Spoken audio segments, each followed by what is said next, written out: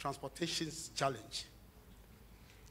Beyond this, there have been serious problems of management of transportation and infrastructure, that is air, road, rail, including accident and its effects on national economy. How can we achieve most of the objectives that you have elaborated without the development of transportation systems? For example, we don't even fly our national flag, which is a very crucial for development of international economy and tourism, and have not used the railway to harness our developmental programs till date.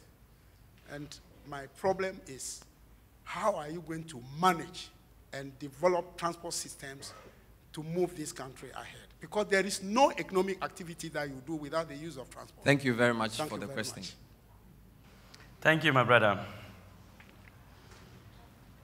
In our plan for the next 20, 30 years, I made mention of a long-term development plan, which is going to be assessed by our think tanks. And the think tanks will put into place all the activities and all the development plans for the next 20 years. We will consider transportation because it's the most important thing that we do day in, day out. If you look at our system, we have never even considered the railway system, the tram system. So in order to consider all this, we will have to break down a lot of houses. I believe if we break your house, you'll be very upset, but we'll definitely do that. Thank you very much for your answer. This is the IEA's evening encounter with Hassan Ayariga, the presidential candidate of the People National Convention, PNC. This program is live on television and on radio. We are taking questions from various groups. We will next call the Ghana Medical Association and the Ghana Registered Nurses Association. Please be on standby to ask your question. Thank you. Thank you very much. Good evening. My name is Dr. Frank Strebo. I'm the General Secretary of the Ghana Medical Association. Kindly speak up, sir. I said my name is Dr. Frank Strebo. I am the General Secretary of the Ghana Medical Association. Mr. Ayariga,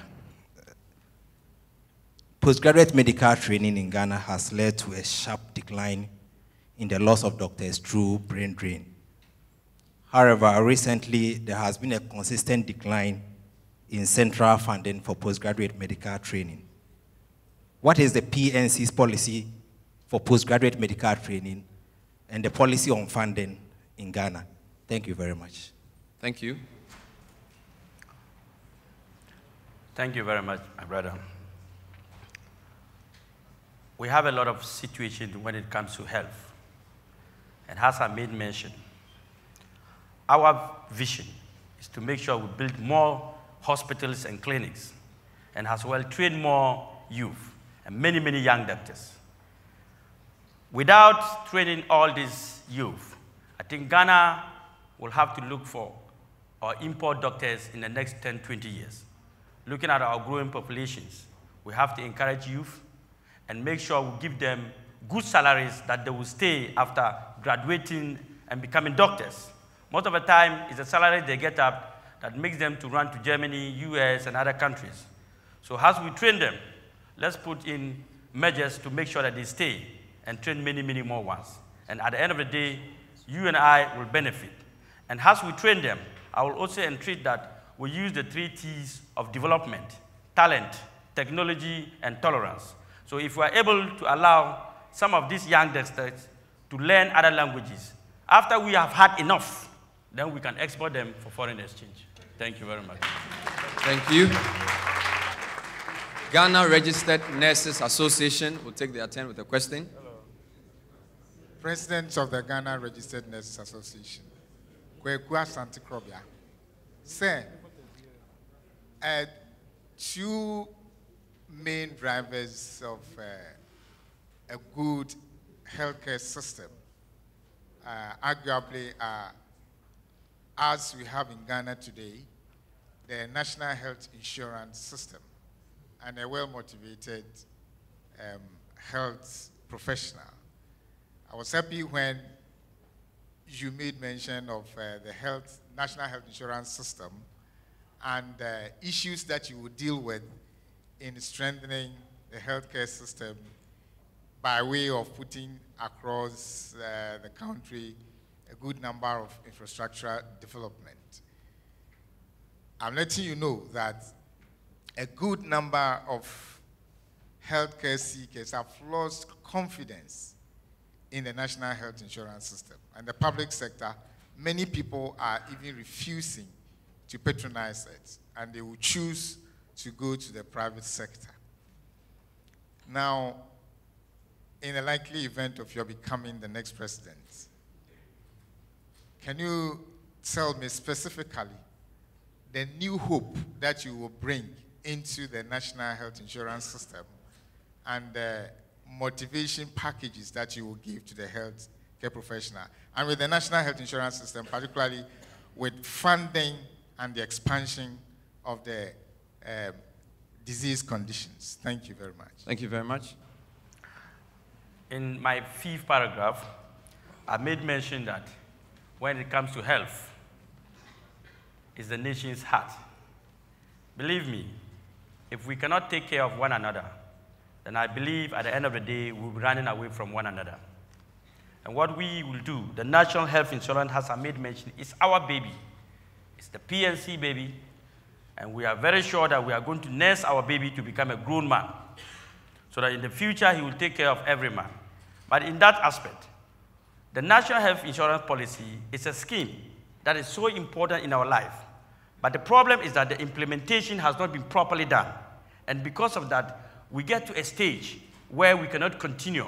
But you see, the MPP government refused to ask us for us to give them the rest of the summary. So now that you have asked, we will give you the rest of the summary when we take power. Thank you very much. Thank you very much.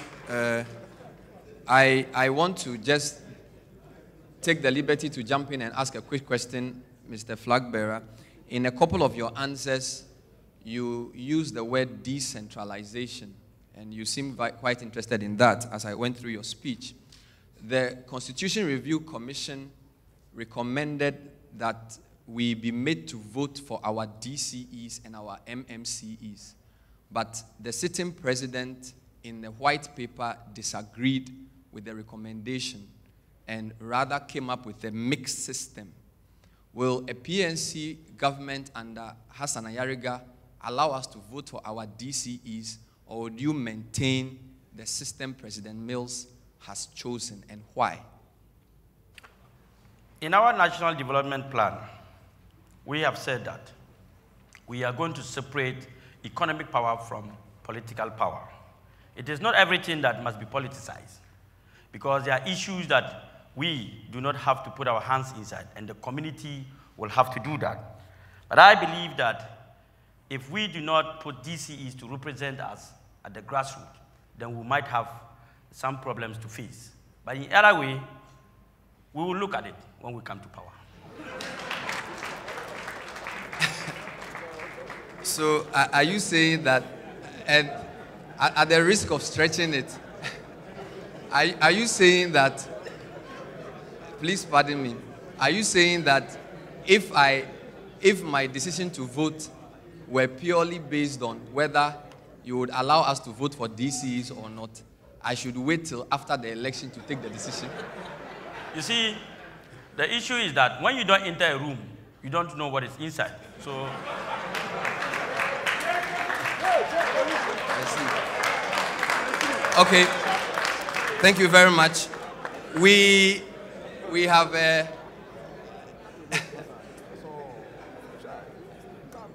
when you don't enter a room, you don't know what is inside. I'll remember that. National Association of Social Workers. If you are here, please come forward and ask your question. Are you in the room?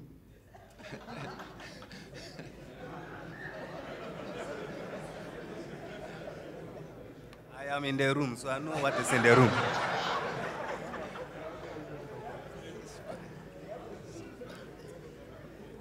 Honorable Ayariga, thank you. Hassan, I'm saying Ayariga. Hassan, thank you very much for your presentation. My name is Alexis Derry, and I represent the National Association of Social Workers. I wouldn't have been asking this question if the question asked by my colleagues Susan and Angela, because I'm not satisfied, that's why I've come up again.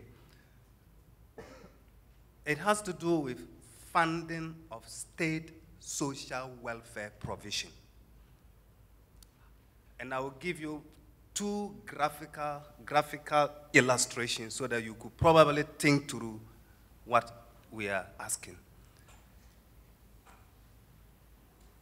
If you take the provision of state or institutional social welfare provision, every day we are bombarded with media reports about child neglect and abuse.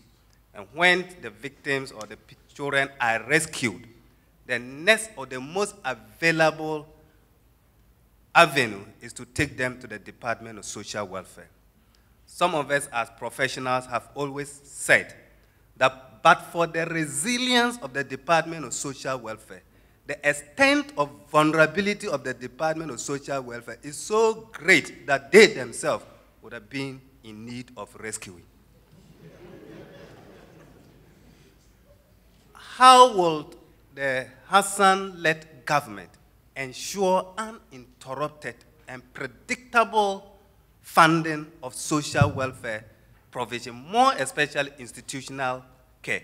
For example, the Osu Children's Home, but for the generosity of some of us, not everybody, the children, including one-day-old baby, who are provided with just 80 Ghana cedis, for example, for the whole year, how will they survive?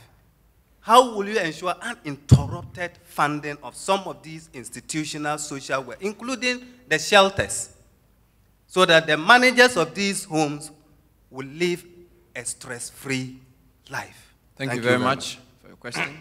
Thank you, my brother. You know, our policy says that rehabilitation and redirection. And if you listen very well, I made mention that we will rehabilitate the economy and our people. It's very necessary to rehabilitate them. If we educate our people properly and give them the opportunities of life, believe me, we will decrease the level of child-mother parental issues. And to tell you one more thing, take note of this: prevention is better than cure. And we'll make sure that we prevent all these issues rather than to cure it. Thank you very much. Thank you for your answer. Let me mention that we have two more groups to ask questions. If there is anybody here with a burning question, please indicate to the gentleman at the back in suit so that I would call you. But failing that, we have the Planned Parenthood Association of Ghana, PPAG, to take their turn. After that, we have the Universal Healthcare Campaign. So PPAG, you are next. If there's a burning question, see the gentleman at the back for one quick input. PPAG. Yeah. Good evening, Mr. Hassan Ayariga. Good evening, ladies and gentlemen. My name is Albert Udamati, and I work with PPAG.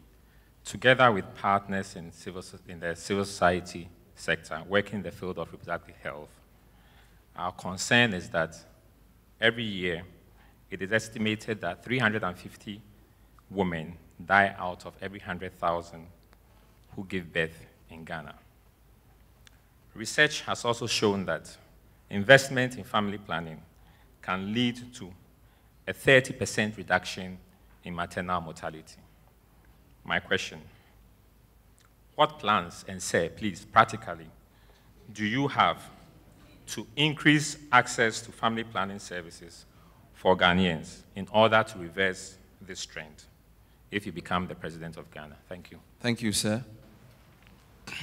In my presentation, I made mention that we will have antenatal classes for ladies at the rural areas and the urban centers to educate them on how to manage themselves as they are pregnant. But the issue has to do with education and discipline. The issue of discipline is that most of these women do not even know that they have to go to the clinics. And some too know and refuse to go. So we will make sure that our nurses get to their homes and register people who are pregnant. And at the end of the day, they are able to visit them at regular time to make sure that they move them to the clinic for education. Thank you very much. Thank you. We'll take a quick question from the Universal Healthcare Campaign, and then Child's Rights International will take a quick question as well. Are they here? Okay, Bright Appiah from Child Rights International. You indicated you wanted to ask a question. Please do that.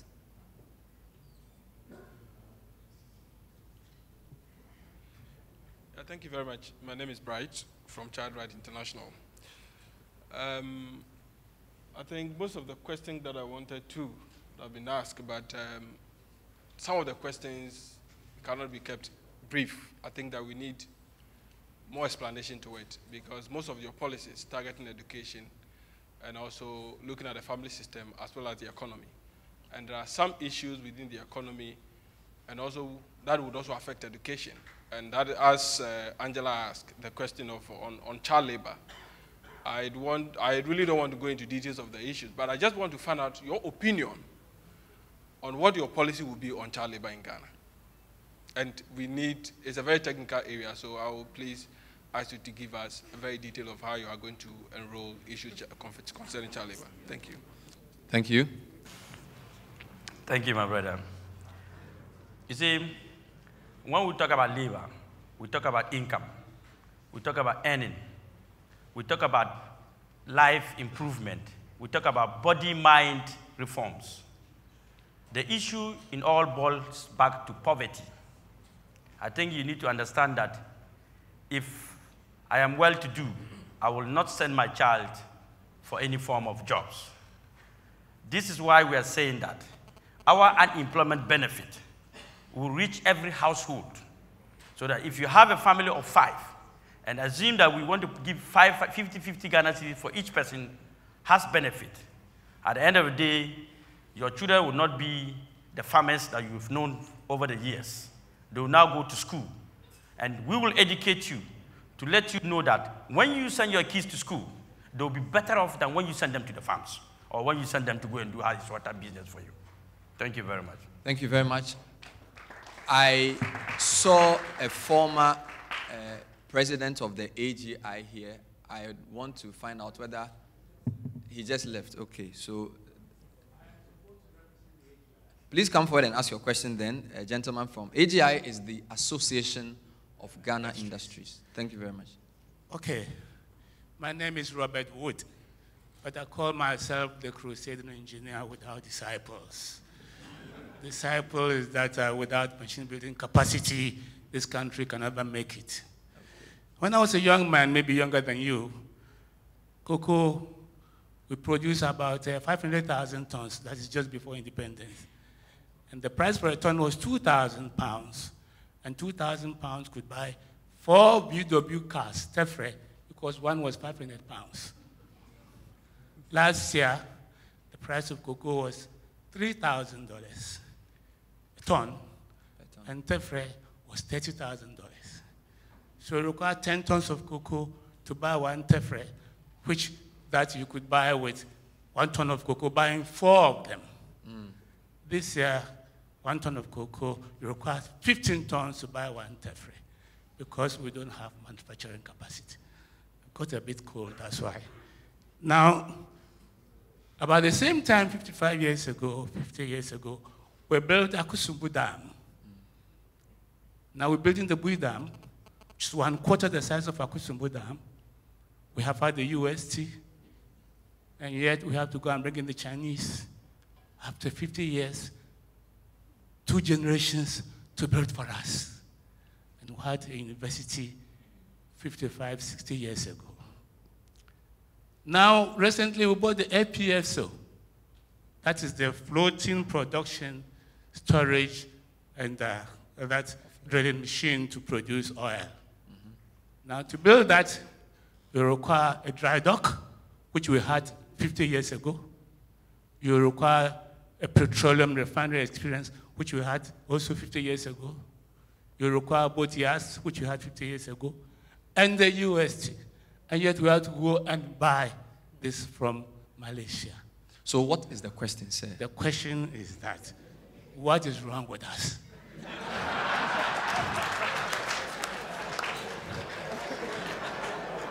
Okay. So, I'll just give you 2 more examples. After the 2 more examples, I'll put the question. And that example is very important. You have every 10 seconds, 40 million sachets of water from the Volta River into the sea, every 10 seconds. We don't have water here to drink. And you ask me what is wrong with you. Now, that water, when you use it for irrigation, at the population of 6.7 billion, every person would get 9,125 grams of grain if we were to use that for irrigation. And we don't have grain to eat. Okay. So I'm just coming to the last point. We are shouting about cocoa. In 50 years, we could only double cocoa production. The Malaysians, between 1975 and 2009, from 2 million tons to 17.7 million tons. You have a century, 500,000 to 1 million. And you are shouting, hey, I do. Then you ask me, what is wrong with us? So, sir, okay. kindly ask the question. So the question is this. What is Mr. Ayariga, the president, going to do to enhance the manufacturing sector? Because between 2007 and 2009, we went up only by 2%. Okay. Thank you very much for the question. When the city has lost its value by 2 million % from the time Kwame Nkrumah left. That's why the city has lost its value. Thank you very much. Okay. I think that when you engage yourself in cocoa farming, it will also increase. So we'll make sure that a lot more people will engage themselves in cocoa farming so that we can increase the number from the 1.5 or from the 1 million to more. But other issues have to do with if we are able to stop the smuggling of cocoa from Ghana to Ivory Coast. That is one aspect. The another aspect is that if we are able to give chemicals and improve the industry by promoting them and inciting them and giving them more price or more guaranteed price for the market, I'm very, very sure that at the end of the day, half Ghanaians will become cocoa farmers. Because we will now know that the sector breeds more for us than any other sector in agriculture. So my brother, what is wrong with us is leadership. And I am saying vote me, and that problem of what is wrong with us will be solved. Thank you very much. Ladies and gentlemen, we have come to the end of the question and answer session, and we want to say a big thank you to all of you who asked questions and for all of you who sat through to listen to the answers. We would give 2 minutes to our presidential candidate to dot the I's and cross the T's in the event that he forgot to say something. So, Mr. Ayariga, kindly summarize for us your main points for the day so that we can close. Thank you very much. Thank you. Thank you very much. I also want to use this platform to acknowledge the presence of the General Secretary of the CPP, Mr. Edward Greenstreet. Today, we sit down here as Ghanaians. We look at each other's faces and believe in one another. We know that the only country that we have is Ghana. As we approach the elections, we in the PNC are preaching the politics of love, the politics of togetherness, the politics of tolerance, and believe that if every political leaders should come out with this idea and political heads should come out with these ideas, I believe by the end of the day, at the end of the election, we will still sit down here and smile and drink. My submission is that even though I know that some political parties are desperate for power, in that much, they should also be desperate for peace, so that peace will prevail for us to be able to go to the election 2012 without fear. I will say that the day you get to the ballot box and you enter, think of three things. One, look for a God-fearing leader. Two, look for somebody you think you can have hope and believe in. Three, look for somebody you think he is the best man to rule Ghana. And I believe that day, most of you will look and see my face there, and you will not allow my face to go. Thank you very much. Future, thank you very much for coming. Thank you. Thank you very much, sir. A round of applause for him again.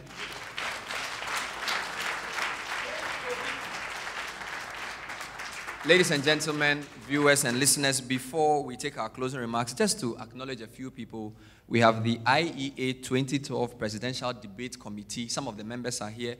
Would they kindly indicate their presence with a wave, so we acknowledge them with a round of applause? Please. Thank you very much.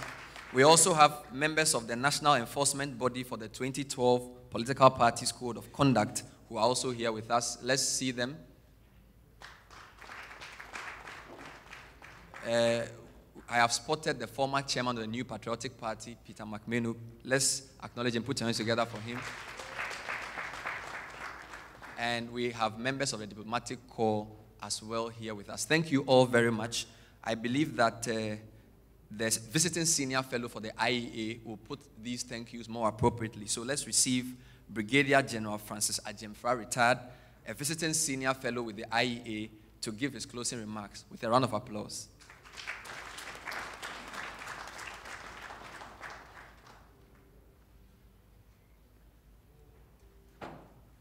Distinguished ladies and gentlemen, this is the end of the evening encounter with the People's National Convention's presidential candidate, Mr. Hassan Ayariga.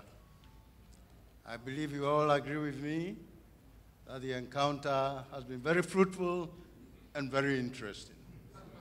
And on behalf of IEA, I wish to invite you all to join me in expressing our sincere appreciation and profound gratitude to Mr. Hassan Ayariga for agreeing to be here in person to address the nation and providing answers to the concerns of Ghanaians.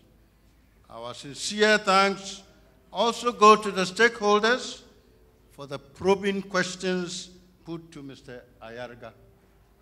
Additionally, I wish to render our heartfelt thanks to the media houses and all those who have worked hard behind the scenes to make the encounter a reality. For viewers, and particularly the audience here, please accept our most grateful thanks. Before I leave, I wish to announce that the evening encounter with Honorable Nana Addo Dankwa Akufo-Addo, the presidential candidate of the New Patriotic Party, is scheduled to take place on Tuesday, the 7th of August, 2012, at the same venue. Thank you very much, and good night, all of you.